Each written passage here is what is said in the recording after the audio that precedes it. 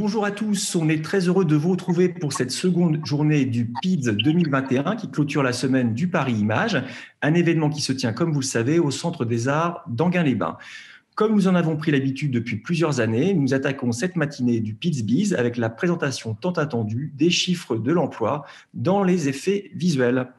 Pour cette première table ronde intitulée 2021, quelle perspective pour l'industrie française des effets visuels, j'ai le plaisir d'accueillir Benoît Danard, qui est directeur des études, des statistiques et de la prospection au CNC, Jean-Yves Mirski, délégué général de la FICAM, et Philippe Sonrier, coprésident du syndicat France VFX. Merci messieurs d'avoir accepté notre invitation. Je vous propose de découvrir ensemble l'étude du CNC réalisée en collaboration avec Audience et on se retrouve juste après.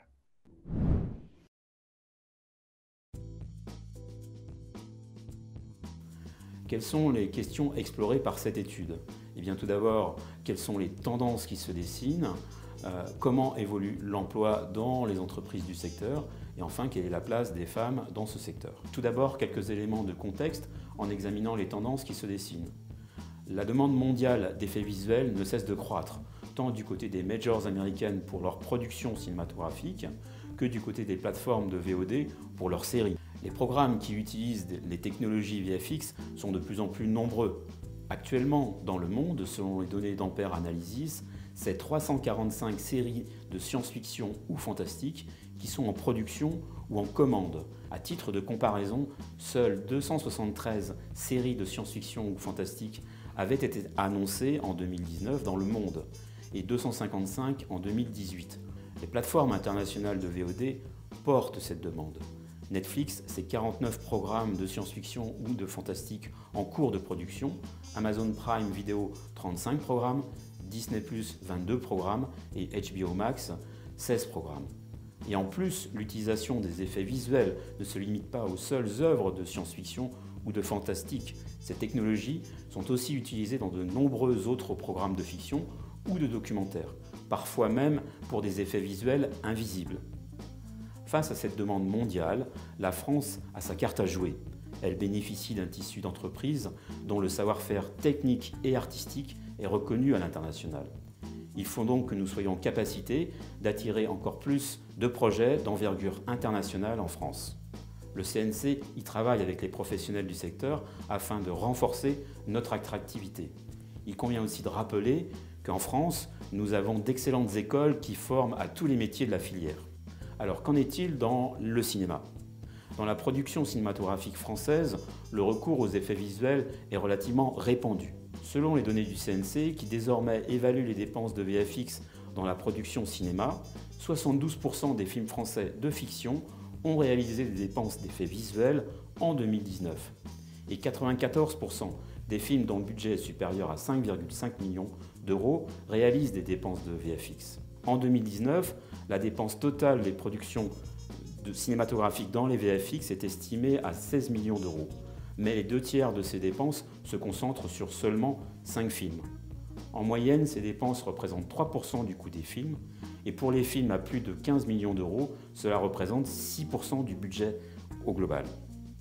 Mais seulement près de la moitié de ces dépenses de VFX sont réalisées en France. En effet, on observe un phénomène de délocalisation de ces dépenses, particulièrement sur les films à budget élevé. Parmi les films français qui ont réalisé le plus de dépenses de VFX en 2019, on peut citer Braqueur d'élite de Steven Coal, Anna de Luc Besson, Le Chant du loup d'Antonin Baudry, Nicky Larson et Le parfum de Cupidon de Philippe Lachaud. Comment évolue l'emploi dans les effets visuels? Tout d'abord, le nombre d'entreprises évoluant dans le secteur des effets visuels a connu une forte croissance sur la période 2010-2015, plus 43%, et s'est stabilisé depuis 2016 à près de 80 entreprises. Au cours des 10 dernières années, les effectifs dans le secteur ont progressé jusqu'en 2017, puis se sont tassés depuis 2 ans avec un léger recul. Aujourd'hui, c'est plus de 3300 personnes qui travaillent dans le secteur, essentiellement des intermittents. Ils représentent 73% des effectifs. Depuis 10 ans, on observe une croissance régulière, plus 48%, des emplois permanents, c'est-à-dire en CDD ou en CDI. Il y a 10 ans, les permanents, c'était 20% des effectifs, contre 27% en 2019. En termes de masse salariale, elle a progressé jusqu'en 2017, plus 44% sur 10 ans, pour atteindre 65 millions d'euros. Depuis, elle est stable, on a atteint un plateau. Ainsi, en résumé, compte tenu de ces évolutions, la masse salariale par employé connaît une croissance régulière depuis 8 ans et atteint son plus haut niveau de la décennie en 2019. Elle a au total augmenté de 36%. Ce secteur emploie aussi beaucoup de jeunes. L'âge moyen des salariés du secteur est de 35 ans. Près de 70% des salariés du secteur ont moins de 40 ans. La place des femmes se renforce dans la filière. Elle atteint 30% des effectifs en 2019 contre 26% en 2010. Elle représente aujourd'hui 27% de la masse salariale contre 23% en 2010. C'est plus de 1000 femmes qui sont employées dans le secteur, soit 23% de plus qu'il y a 10 ans. Et dans le même temps, le nombre d'hommes à travailler dans le secteur est resté stable. On observe également des carrières qui se pérennisent. En effet, la part des salariés intermittents avec plus de 10 ans d'ancienneté est passée de 15% en 2010 à 25% en 2019. On observe le même phénomène pour les salariés permanents. La part des permanents avec plus de 10 ans d'ancienneté représentait 18% des effectifs en 2010 contre 32% en 2019. Si vous souhaitez avoir plus de détails sur l'ensemble de ces informations sur les effets visuels, eh bien je vous invite à consulter notre étude sur notre site cnc.fr. Jean-Yves, Philippe, une première réaction à ces chiffres qui viennent d'être dévoilés? Écoute, bonjour à tous d'abord. Beaucoup de chiffres très intéressants. Moi, un chiffre qui me perturbe, c'est le fait que plus on dépense en VFX, plus on délocalise. Ça m'embête beaucoup et il faut absolument qu'on casse cette tendance. On voit que pour les films à plus de 15 millions, on est à 60% de dépenses à l'étranger. Notre rôle avec France VFX, avec la FICAM, c'est justement de travailler pour que tout ça évolue dans un sens différent. Oui. Bonjour. Je rejoins tout à fait ce que vient de dire Jean-Yves. On a créé France VFX en regroupant l'ensemble des studios, en essayant de regrouper l'ensemble des studios pour justement contrer ce genre de phénomène et de proposer une offre collaborative entre studios et structurée. Donc, on a bien conscience de ce problème. Et ce que je remarque également, c'est que tout de même,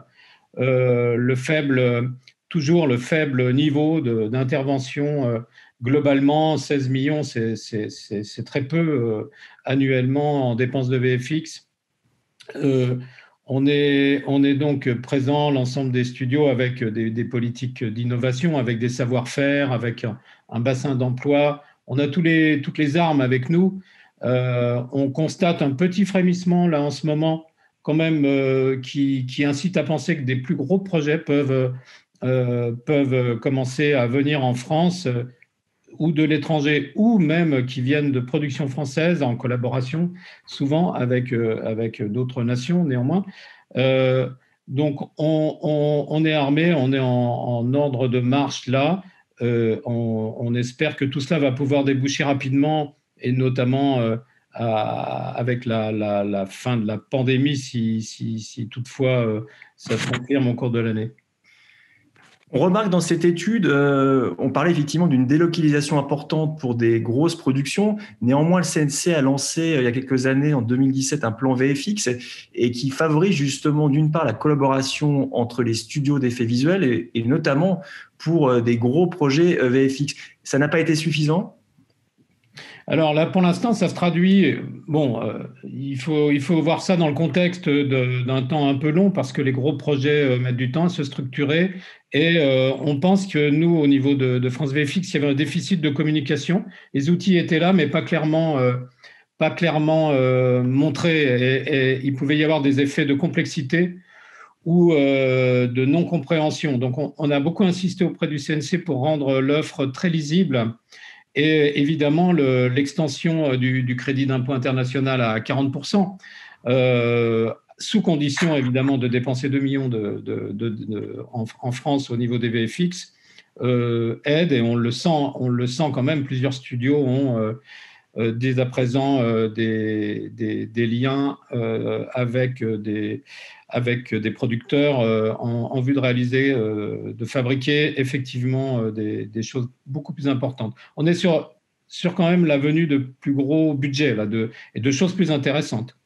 On reparlera aussi de l'effet des plateformes plus tard, mais je pense que c'est un phénomène. Elle joue effectivement un rôle important.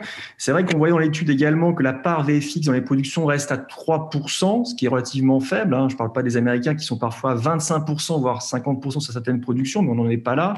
On a évidemment quelques contre-exemples récents. Je pense notamment à un film qui sortira en avril et qu'on présente dans le cadre du PIDS, Comment je suis devenu super-héros, où là on est autour de 15%, et il y a une collaboration entre studios. J'ai le sentiment que depuis 1 an ou 2, il y a également d'autres projets, Lupin récemment, également la série pour Netflix, où il y a des collaborations entre studios, ce qui était extrêmement rare par le passé. C'est plutôt un motif de satisfaction, j'imagine. Oui, tout à fait. On a décloisonné, on a parlé, on a échangé. Il y a des profondes amitiés qui se lient entre les studios, et on a compris qu'il fallait absolument proposer des offres croisées, communes, montrer qu'on peut travailler ensemble, parce que il y a une grande diversité des entreprises. Il y a beaucoup de petits studios, des plus gros, mais en réalité, on a des choses très variées avec des compétences assez complémentaires. Donc, on essaye absolument de faire en sorte que ce soit possible. Et il y a déjà des cas concrets. Nous, on voit des studios qui ont effectivement collaboré de plus en plus, avec grand plaisir et beaucoup de professionnalisme en plus. Je voudrais quand même ajouter quelque chose, si tu permets, parce qu'il y a l'autre bout du spectre, moi, qui m'embête un petit peu. C'est un effet que je qualifierais peut-être d'un effet pervers de l'agrément qui existe depuis 2018, où on voit, puisqu'on a un chiffre qui en apparence est satisfaisant, puisqu'on a plus de 70% des films qui font appel à des VFX. Par contre, la difficulté, c'est quand on regarde le niveau des dépenses, on a quand même pour les films à moins de 2,5 millions, on est autour, je pense qu'on doit être à 1% des budgets, ce qui fait qu'on a des dépenses qui sont de l'ordre de 10 000 euros peut-être par film, ce qui est quand même pas grand-chose, et qui est lié, je ne vais pas être trop technique, mais qui est lié quand même au barème de l'agrément, puisqu'il faut avoir 100 points, et on a 3,5 points quand on fait des VFX. Le problème, et on l'avait pointé du doigt à l'époque, c'est que cette dépense, elle n'est pas, il n'y a pas de minimum en dépense absolue ou en valeur, donc ce qui fait qu'avec quelques milliers d'euros, on peut gagner 3,5 points sur les 100, ce qui est quand même pas négligeable, sachant que par exemple on a 20 points qui sont automatiques pour la langue. Enfin bon, je vais pas rentrer dans le détail, mais je trouve qu'on a quand même un vrai manque de. Finalement, ça n'incite pas peut-être les producteurs ou les films à aller sur les VFX davantage, parce qu'avec très peu de dépenses VFX, ils ont les points, et donc finalement ça règle une partie de leurs problèmes. L'autre point qui est pointé, c'est de l'autre côté de la chaîne, c'est sur des gros projets, c'est-à-dire le fait que dès qu'on arrive à des projets français, j'entends ambitieux en matière des effets visuels, il y a une tendance, malgré tout, malgré les incentives qui ont été prises par le CNC et qui quand même, on revoit quand même qu'il y a une relocalisation importante. La situation est quand même plutôt bonne, mais malgré tout, sur les très gros projets, il y a encore un déficit il y a encore en tout cas un départ de prestations sur l'étranger. Que faire Nous, on pense que c'est le pouvoir d'attraction lui-même, une espèce de politique de l'offre au niveau des studios, en ayant plus d'innovation, en proposant un savoir-faire qui se montre à l'image, et on est tout à fait capable de le faire. On sent que ça frémit quand même pas mal. J'espère que ça va déboucher sur. Il suffit de quelques gros projets. On l'a vu, il y a quand même. Globalement, ce chiffre de 16 millions qui est quand même très très faible. Et qui est assez stable d'ailleurs, parce qu'on en parlait il y a quelques années, on est toujours autour de 15 millions d'euros depuis plusieurs années. Mais c'est vrai qu'on a aussi un manque, on en pointait aussi, c'est qu'il y a aussi, par ailleurs un manque de gros projets en France. On s'aperçoit que d'ailleurs il y a 5 ou 6 longs métrages qui vont capter l'essentiel du budget VFX finalement. Donc finalement, votre chiffre d'affaires tient dans la main de très peu de films si on regarde ça de plus près. Ouais, l'étude le montre clairement, effectivement, 5 films, 67% des dépenses totales, c'est très impressionnant. Et c'est vrai que c'est pas peut-être pas suffisamment dans la culture des réalisateurs, des producteurs, de ceux qui font les films, de faire appel au VFX. Et ça, voilà, il faut que ça évolue, mais ça prend du temps. Je crois que ça prend du temps. Et c'est vrai que on peut voir de l'autre côté en se disant qu'on a un formidable potentiel, parce que comme le dit Philippe, 16 ou 17 millions, c'est quand même assez peu. Aujourd'hui, les VFX vont essentiellement sur la pub.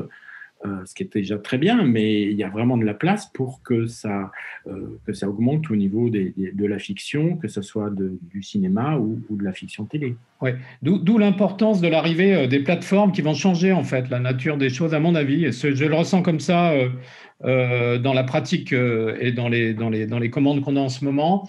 On a des choses très ambitieuses du point de vue visuel. Arsène Lupin, par exemple, dans les séries, on commence à voir ça, dans des films aussi, où il y a une volonté d'entertainment assez et de maîtrise du récit quand même, concomitamment. Donc, on a forcément, les producteurs français regardent ça, regardent le succès. Quand on voit le succès de Lupin, c'est dingue. Donc, je pense que les producteurs aussi, on les sent beaucoup changer et prendre beaucoup plus de risques visuels. Donc, tout ça arrive très vite, j'ai l'impression. Hein. J'espère que ça va se matérialiser en 20 et 21, mais... Très bien. Il y a aussi l'exigence aussi peut-être des plateformes, parce qu'on disait que les plateformes commandent évidemment, pas seulement les plateformes, hein, j'intègre dedans également les diffuseurs qui jouent un rôle important, les diffuseurs historiques, dirons-nous, mais aussi on sent qu'il y a une montée en puissance en termes d'exigence de qualité, et donc forcément ça joue pour les sociétés de prestation d'effets visuels. On parle de Netflix, Amazon, mais bien entendu Canal+ joue un rôle hyper important dans ce domaine-là avec plusieurs productions assez ambitieuse. Donc ça, c'est un plan, effectivement, on peut se réjouir de ça. Côté grosse production cinéma, même si le cinéma, évidemment, a beaucoup été perturbé en cette année 2020, il y a certainement aussi également, j'imagine, le phénomène de la coproduction, c'est-à-dire que le fait que certains travaux d'effets visuels ne peuvent pas être réalisés en France pour des gros budgets de films d'initiative française, c'est peut-être lié également à des politiques de coproduction, qu'il faut qu'une partie de la prestation, par le jeu de la coproduction, doit s'effectuer sur d'autres territoires européens. Oui, c'est sûr que ça joue un rôle. Là, je ne vais peut-être pas répondre directement, mais il y a un argument, nous, qui est important, c'est la prolongation du crédit d'impôt international qu'on vient d'obtenir, que ça a été pas simple au Parlement, puisque ça a été retoqué à l'Assemblée nationale dans un premier temps, et grâce au Sénat, c'est revenu. Mais c'est vrai que pouvoir donner cette visibilité à des grosses productions sur des séries et autres, on a notre crédit d'impôt qui devait s'achever en 2022, qui est prolongé jusqu'en 2024. C'est un argument qui est très utile, justement aussi dans le cadre de ces coprods internationales ou pour faire venir des producteurs étrangers. Donc oui, il y a plein de choses à faire. C'est le tout début, finalement. On a commencé à en parler ensemble depuis 2 ou 3 ans dans le cadre du PIDS, effectivement, que le salut pour les sociétés françaises d'effets visuels passait par l'international, par la capacité de ramener des projets en France. On a cette incentive de 40%, ce crédit d'impôt international, qui commence maintenant à être, je trouve, bien identifié de la part des studios. C'est vrai que 2020, il y a eu un peu un ralentissement pour tout le monde, y compris évidemment pour les studios, ce qui fait que ça a peut-être empêché le dispositif, si je puis dire, de se déployer. Est-ce qu'il y a justement pour l'année à venir, sans rien dévoiler, mais des choses intéressantes qui se profilent à l'horizon grâce à ce fameux crédit d'impôt passé à 40% et qui est prolongé maintenant? Bon, les projets sont relativement secrets. Le secret est bien gardé, même même au niveau de la coprésidence. Je ne suis pas au courant de tous les projets parce que il y a des NDA qui sont signés dans tous les sens et c'est très sensible, hein, le commerce avec l'international. Mais oui, il y a des projets, je crois, assez importants en cours. Je voudrais dire que pour l'année 2020, il y a eu effectivement une grosse baisse d'activité du point de vue pour les studios VFX, donc lors du premier confinement. Il y a eu un effet de rattrapage qui s'est retrouvé ensuite et qui rend à peu près, je pense, l'activité étale par rapport à l'année précédente. Enfin, c'est à vérifier tout ça, mais globalement, le problème, c'est que les studios ont dû mettre en place tous des procédures de travail rapidement en remote. Ça a coûté quand même un peu d'argent. Il y a des pertes d'exploitation liées à des surcoûts Covid quand même. Donc, le CA des principaux studios sont à peu près équivalents, mais les résultats seront moins bons parce que c'est évidemment les studios qui prennent en charge les surcoûts. En définitive, il n'y a pas d'aide spécifique ni la capacité des producteurs de payer ces surcoûts la plupart du temps, sauf exception.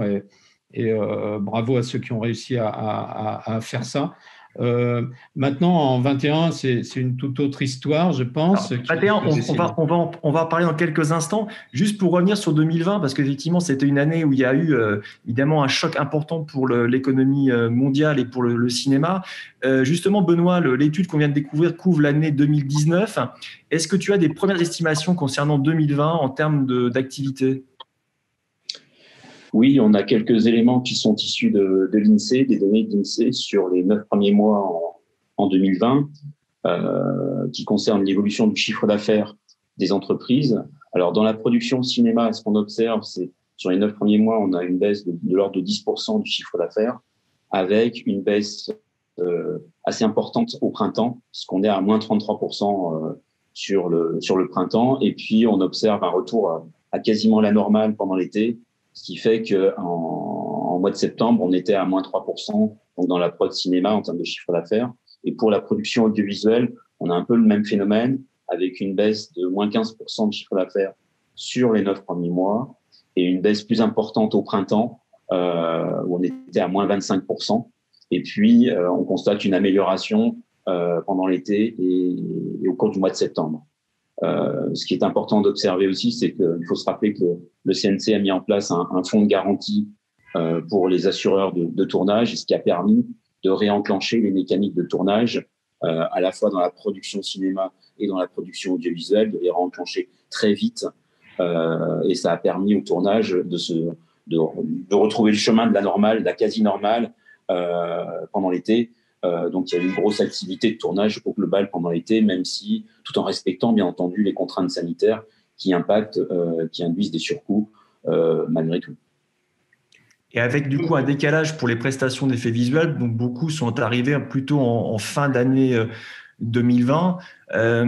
Justement pour se projeter un petit peu sur 2021, donc on a eu des arrêts de tournage, ça a repris évidemment.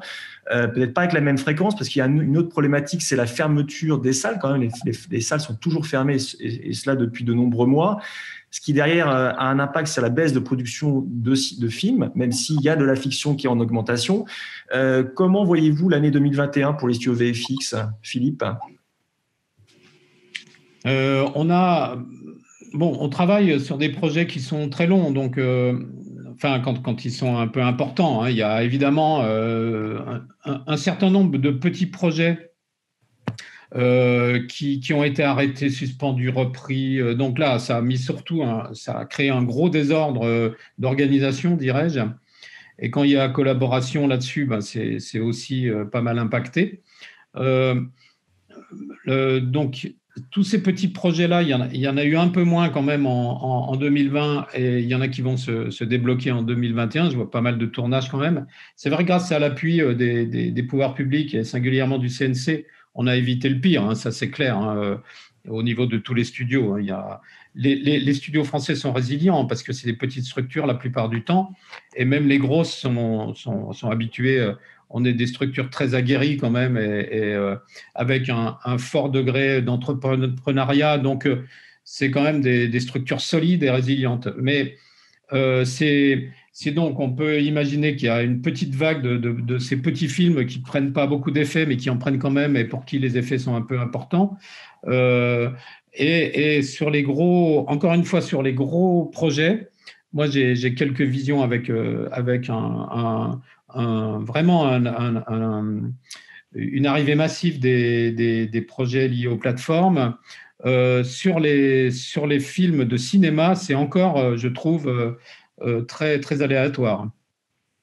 Les films vraiment liés aux films qui vont effectivement être l'ouverture des salles, et la vision de la fin de la pandémie est extrêmement importante pour avoir ce retour-là, parce qu'on sait très bien que la mise de fonds pour le marketing, pour la mise en salle des films est extrêmement importante. Donc, les gros projets sont maintenus pour l'instant en attente. Et on est toujours encore dans ce cas-là. Là. Un embouteillage des sorties. Jean-Yves, justement, côté FICAM 2021, vous voyez comment? Je crois que le secteur des VFX se porte pas trop mal parce que, comme l'a dit Philippe tout à l'heure, il y a quand même une possibilité de télétravail et ça, c'est très important dans la période actuelle. Les entreprises ont été effectivement, je pense, surprises comme tout le monde, mais se sont adaptées et aujourd'hui, si je prends le scope total des industries techniques et des prestations, finalement, ce secteur des VFX, il peut fonctionner, c'est pas optimal, mais il peut fonctionner en télétravail. Et malheureusement, si on va vers des périodes de confinement et autres, on pourra continuer à travailler. Donc, les sociétés ont réussi à s'adapter. On est dans un secteur où il y a des gens qui savent se débrouiller avec des écrans, avec des ordinateurs, avec tout ça.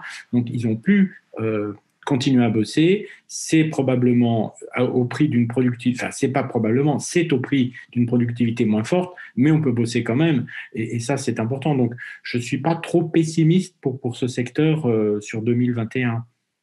Mais il faudrait effectivement, je dirais à la limite, les questions sont aussi sur 2022, c'est la problématique que tu as évoquée des financements. C'est ça qui va être le point clé. S'il n'y a pas de sortie de film, automatiquement, notre secteur, par ricochet, il y aura moins d'argent dans la production. Alors c'est vrai qu'on sait qu'il y a la fiction qui se développe et les plateformes effectivement qui vont devoir investir, tout ça, ça va être positif. Donc grosso modo, je n'ai pas trop d'inquiétude. Bon alors, petit bémol sur...